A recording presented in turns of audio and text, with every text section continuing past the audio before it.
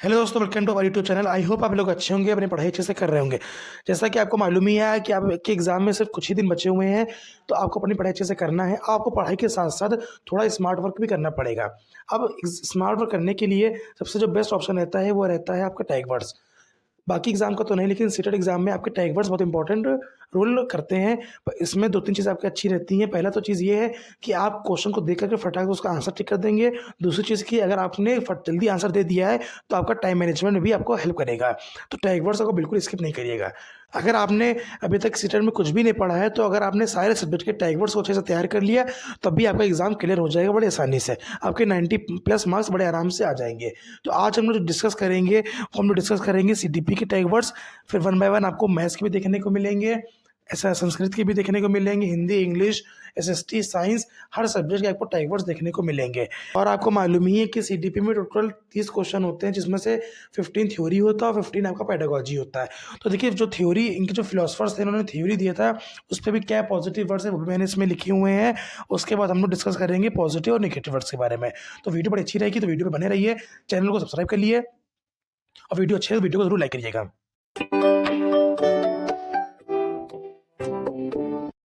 अब सीडीपी में आपके जो इंपॉर्टेंट फिलोसफर होते हैं वो आपके पियाजे होते हैं, कोलबर्ग होते हैं और वाइगोस्की होते हैं।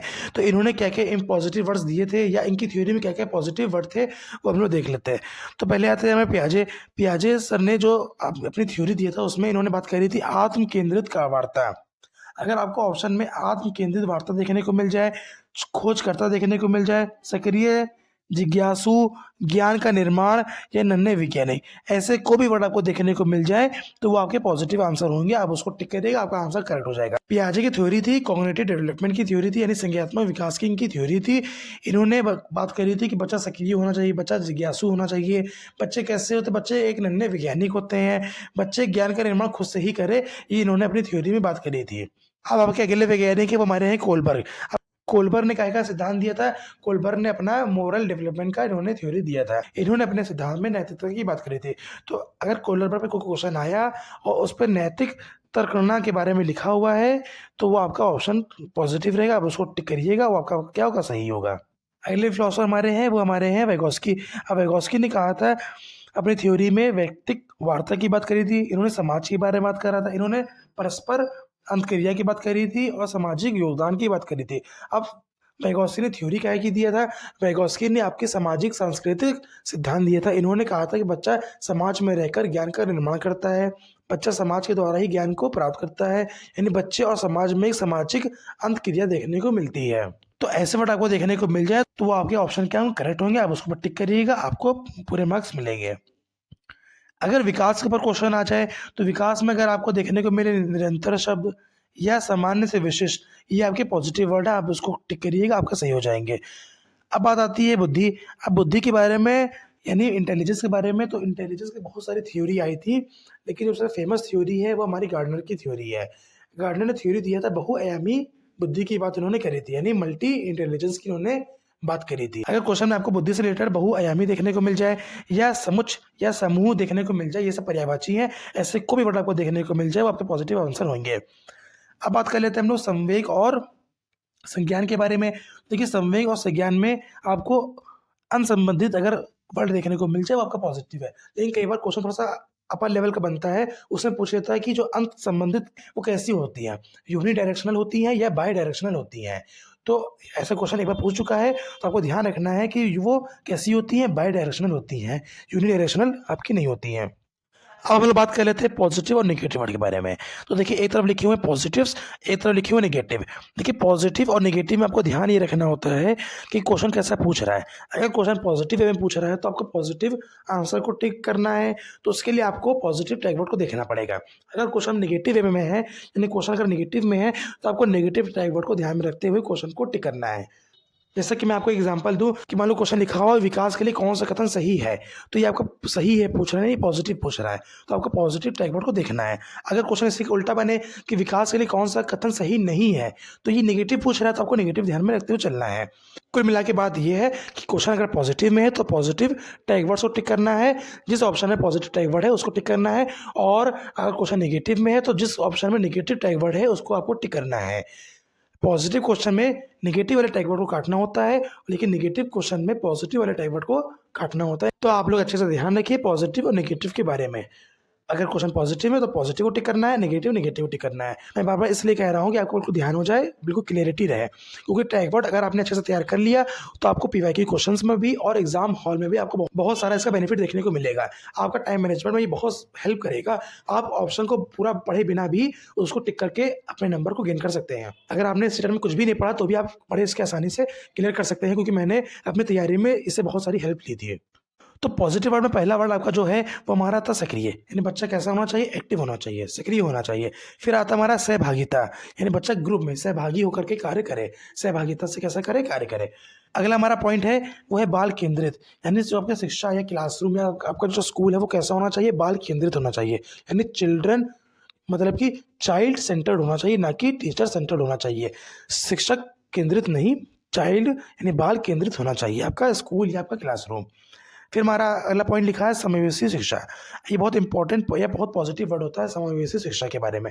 हमारा एजुकेशन सिस्टम कैसा होना चाहिए, एक समावेशी शिक्षा पे आधारित होना चाहिए, यानी हर प्रकार का बच्चा, हर डाइवर्सिटी के बच्चा साथ में बैठ करके साथ में ज्ञान को प्राप्त करे, साथ में पढ़ाई करे वो। तो ये सब जो वर्ड है आपको बिल्कुल ध्यान में रखते हुए चलना है। अब हमारा क्या है, क्रियाशीलता, बच्चा कैसा होना चाहिए, क्रियाशील होना चाहिए, यानी कार्य एक्टिव रहे, वो सक्रिय रहे और कार्य करता रहे, यानी क्रियाशील रहे। फिर अगला पॉइंट लिखा हमारा अवसर, बच्चे को क्या मिलना चाहिए, अवसर मिलना चाहिए। जब तक कि उसको अवसर नहीं मिलेगा तो अपने के बारे में या अपने स्किल्स के बारे में वो कैसे वो जानेगा। तो बच्चे को क्या मिलना चाहिए, उसको अवसर मिलने चाहिए हर कार्य को करने के लिए। अगला पॉइंट हमारा लिखा है कि विविधता का सम्मान, यानी डाइवर्सिटी का आपको रेस्पेक्ट करनी चाहिए, बहुत इंपॉर्टेंट चीज़ है।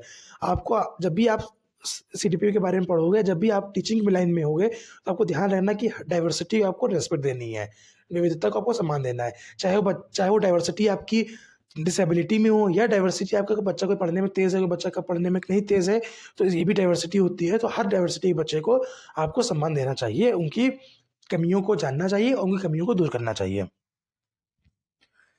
अगला हम लोग का पॉइंट है वो है सहारा देना, यानी कि हेल्प करना। बच्चे आपस में हेल्प करें, बच्चा टीचर को हेल्प करवाए, टीचर बच्चे की हेल्प करे। इस तरीके से सहभागिता यानी सहारा देकर के भी कार्य को करना चाहिए, जिससे आपकी सहभागिता योग्यता बढ़ती है। हमारा अगला पॉइंट लिखा है बाल केंद्रित। अच्छा, हम लोग पढ़ चुके हैं वो बाल केंद्रित और ये बाल केंद्रित एक ही चीज़ है, यानी आपका जो एजुकेशन है वो कैसा होना चाहिए, चाइल्ड सेंटर्ड होना चाहिए, बाल केंद्रित होना चाहिए। फिर लिखा हुआ है सृजनात्मक कौशल, कैसा होना, देखिए बच्चे में कैसा कौशल होना चाहिए, सृजनात्मक कौशल यानी क्रिएटिव स्किल्स होनी चाहिए। बच्चे में क्रिएटिविटी नहीं होगी तो बच्चा कार्य को कैसे करेगा, उसको कार्य करने का मन नहीं करेगा। तो बच्चा कैसा होना चाहिए, या बच्चे में अगर क्रिएटिविटी स्किल्स नहीं है तो उसके अंदर क्रिएटिव स्किल्स डेवलप करवानी चाहिए। किसका रोल है, ये एक टीचर का रोल है कि बच्चे को एक सृजनात्मक कौशल को सिखाए, बढ़ाए, उसकी तरफ लेकर के जाए वो। ये सब आपके पॉजिटिव वर्ड्स हैं, इसको आप अच्छे से लिख लिए और बढ़िया इसको याद कर लिए, तैयारी करिए। मैं ये नहीं कह रहा हूँ कि आप इसको अच्छे से बिल्कुल याद कर लिए, आप इसको बड़े अच्छे से समझिए और जब पीवाईक्यू क्वेश्चन आप सॉल्व करेंगे तो उसको अप्लाई करिए, आपको खुद ही इसके बेनिफिट देखने को मिलेंगे, आपके मार्क्स ज़रूर से ज़रूर बढ़ेंगे। अब हम लोग बात कर रहे थे नेगेटिव टैग वर्ड्स के बारे में, तो आपको ध्यान रखना जब भी क्वेश्चन नेगेटिव वे में पूछे तो आपको नेगेटिव टैग वर्ड्स को ढूंढना है और उसको टिक करके चले आना है। ध्यान ये रखना है कि जब भी क्वेश्चन पॉजिटिव में होगा, पॉजिटिव क्वेश्चन है तो आपको नेगेटिव टैग वर्ड्स को काटना है और पॉजिटिव वाले को ढूंढना है। लेकिन अगर क्वेश्चन आपका नेगेटिव में है तो आपको पॉजिटिव टैग वर्ड्स को काटना है और नेगेटिव टैग वर्ड्स को ढूंढना है। यही इसका लॉजिक रहता है पॉजिटिव और नेगेटिव टैग वर्ड्स के बारे में। आपको कंफ्यूज नहीं होना है, पॉजिटिव क्वेश्चन में पॉजिटिव ढूंढना है और नेगेटिव क्वेश्चन में आपको नेगेटिव टैग वर्ड्स को ढूंढना है। तो जो हमारा पहला नेगेटिव टैग वर्ड है वो है निष्क्रिय। बच्चा कैसा होना चाहिए, निष्क्रिय होना चाहिए, यानी आपको देखना चाहिए क्वेश्चन में लिखा है कि बच्चा निष्क्रिय है, तो वो क्या है, आपका नेगेटिव है। आप उसको नेगेटिव क्वेश्चन आप उसको टिक करेंगे, आपका आंसर क्या होगा, टिक होगा, सही होगा। फिर हतोत्साहित, ये आपका नेगेटिव है। फिर दंड देना, बच्चे को पनिशमेंट देना, ये भी आपका क्या नेगेटिव वर्ड है। आपको ऐसे ऑप्शन को ढूंढना है, ये क्या नेगेटिव वर्ड है। अगला हमारा पॉइंट क्या लिखा है, कठोरता, यानी बच्चे को आप बिल्कुल स्ट्रिक्ट रह करके पढ़ाई को नहीं करा सकते हैं। आप उससे थोड़ा सा फ्रेंडली रहेंगे, उसे घुले मिलेंगे तो बच्चे को पढ़ने में भी अच्छा लगेगा और वो ज्ञान को अच्छे से, यानी कोई भी चीज़ को अच्छे से सीख सकेगा वो। अगला पॉइंट हमारा लिखा हुआ पक्षपात पूर्ण अधिगम। इसका मतलब ये है कि आप कोई भी टीचर कोई भी तरह का पक्ष किसी का भी नहीं लेगा, चाहे वो बॉयज़ हो चाहे वो गर्ल हो। ये नहीं मैं बॉयज़ हूँ तो बॉयज़ को सपोर्ट करूँगा, या टीचर का अगर गर्ल है तो गर्ल को सपोर्ट करेगी, तो ऐसा पक्षपात अधिगम नहीं होना चाहिए। अगला पॉइंट हमारा लिखा हुआ केवल, मात्र, यही, ऐसे वर्ड आपको देखने को मिल जाए तो समझ लीजिए आपके नेगेटिव वर्ड हैं। ये बहुत इंपॉर्टेंट होते हैं, केवल, मात्र और ही वाला।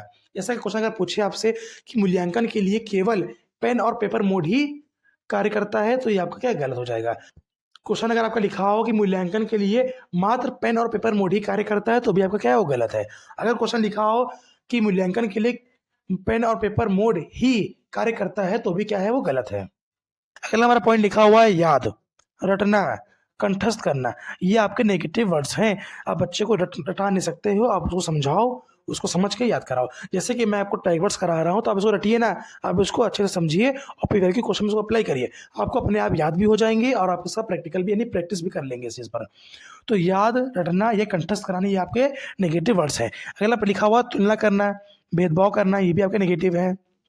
अब बच्चे में आपस में तुलना नहीं कर सकते हैं कि इसने क्वेश्चन, एक बच्चे ने क्वेश्चन सॉल्व कर लिया है तो बच्चा ये अच्छा है, जो सॉल्व नहीं कर पाए वो बच्चा क्या खराब है। आप तुलना नहीं कर सकते हैं। अगला हमारा पॉइंट लिखा हुआ है ग्रेडिंग सिस्टम या रैंकिंग करना। आप ग्रेडिंग और रैंकिंग भी नहीं कर सकते। जैसे मान लीजिए ग्रेडिंग सिस्टम है ए, बी और सी। कोई बच्चे को ए मिला है और कोई बच्चे को सी मिला है, तो जिसको सी मिला है उसके मन में एक चीज़ थॉट आएगा ज़रूर कि मुझे यार सी मिला है, उसको, मेरे फ्रेंड को ए मिला है। या आपस में जब भी कोई बात करेंगे तो ये आपस में मान लिए इसने कह दिया तुम पढ़ने में अच्छे हैं, नहीं तुमको सी मिला है, तो इस तरीके से ग्रेडिंग सिस्टम भी नहीं होना चाहिए। ये बच्चे को डिमोटिवेट करता है। अगला हमारा पॉइंट लिखा हुआ है शिक्षक, ये थोड़ा सा रॉन्ग हो गया है, इसको कट कर लीजिएगा। ये शिक्षक नहीं है, ये आपका शिक्षक केंद्रित, यानी आपका जो क्लासरूम है या आपका जो एजुकेशन सिस्टम है वो शिक्षक केंद्रित नहीं होना चाहिए, यानी टीचर सेंटर्ड नहीं होना चाहिए। आपका कैसा होना चाहिए, बाल केंद्रित होना चाहिए। फिर लिखा हुआ हमारा अगला पॉइंट व्यवसायिक शिक्षा, यानी जब एजुकेशन है वो केवल व्यवसाय के लिए यानी बिजनेस के लिए नहीं होनी चाहिए। शिक्षा ऐसी होनी चाहिए जो व्यावसायिक भी हो और बच्चा रियल लाइफ में भी उसको अप्लाई कर सके। कहने का मतलब ये कि शिक्षा ऐसी होनी चाहिए बच्चा अपने रियल लाइफ में उसको यूज़ कर सके, ना कि उसको केवल व्यवसाय में ही यूज़ कर सके। तो व्यवसाय शिक्षा क्या है, एक नेगेटिव वर्ड है, इसको आपको ध्यान में रखते हुए चलना है। अगला पॉइंट हमारा लिखा हुआ है कठोर अनुशासन, यानी आप स्कूल में कठोर अनुशासन अगर पालन कर रहे हैं तो वो क्या है, एक नेगेटिव है। कि ये नहीं कि बच्चा कि आपने होमवर्क दिया, उसने कार्य नहीं कर पाया कोई वजह से, तो आप उसको ग्राउंड के 5 चक्कर लगवा रहे हैं, या 2 घंटे धूप में खड़ा कर दिया, या 1 घंटे के लिए मुर्गा बना दिया, या बच्चे को स्कूल आने में कुछ देर हो गई है तो आपने उसको घर भेज दिया, या ग्राउंड के 10 चक्कर लगवा रहे हैं। तो ये कठोर अनुशासन भी एक नेगेटिव वर्ड है कि आप बच्चे को अगर जब तक कठोरता अपनाएंगे तो बच्चा पढ़ाई की तरफ से क्या होगा, दूर होगा। वो पढ़ाई की तरफ से, वो पढ़ाई के लिए प्रोत्साहित नहीं होगा, वो हतोत्साहित होगा, यानी पढ़ाई से वो दूर भागेगा। तो आपको ध्यान रखते हुए चलना है कि कठोर अनुशासन अगर आपको दिख जाए तो वो आपका कैसा है वर्ड है, वो आपका नेगेटिव वर्ड है। तो देखिए आज हम लोगों ने सीटीपी के बारे में कर लिया है। इस तरीके से आपको मैथ्स का भी, एसएसटी, साइंस, फिर आपको हिंदी, इंग्लिश, संस्कृत, आपको सारे आपको देखने को मिल जाएँगे, आपको टैग वर्ड्स। तो वीडियो को लाइक कर दिएगा अगर अच्छी लगी हो, और जो तैयारी कर रहे हैं उनको शेयर कर दिएगा, और चैनल को सब्सक्राइब कर लिए। आपको ऐसे इन्फॉर्मेटिव देखने को वीडियो देखने को मिलती रहेंगी। आज हम लोगों ने सीटीपी के बारे में जाना है, कल हम लोग मैथ्स के बारे में टैग वर्ड्स को देखेंगे। आप इसको अच्छे से कोई कॉपी में नोट डाउन करिए और पीवाईक्यू क्वेश्चन लगाइए। आपको ध्यान रखना है कि पेपर को क्रैक करने के लिए आपको पीवाईक्यू बिल्कुल भी स्किप नहीं करना है, बहुत इंपॉर्टेंट रोल है, खासकर सीटेट जैसे पेपर के लिए। तो वीडियो अच्छी लगी, वीडियो को लाइक करें। मिलते हैं नेक्स्ट वीडियो में नेक्स्ट टॉपिक के साथ। पढ़ाई करते रहिए। All the best for your examination. Thank you.